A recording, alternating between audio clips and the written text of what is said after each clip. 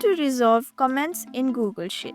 Got your question answered or the edits done?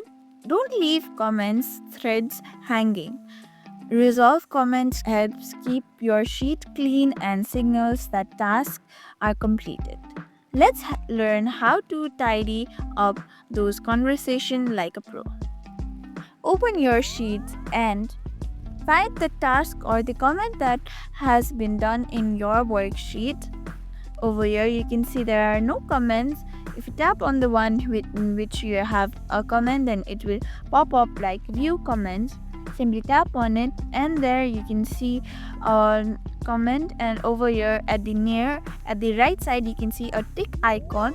If you tap on it, the comment will be resolved. Like this, you can easily resolve the comments and tidy up your conversations and your sheets like a pro.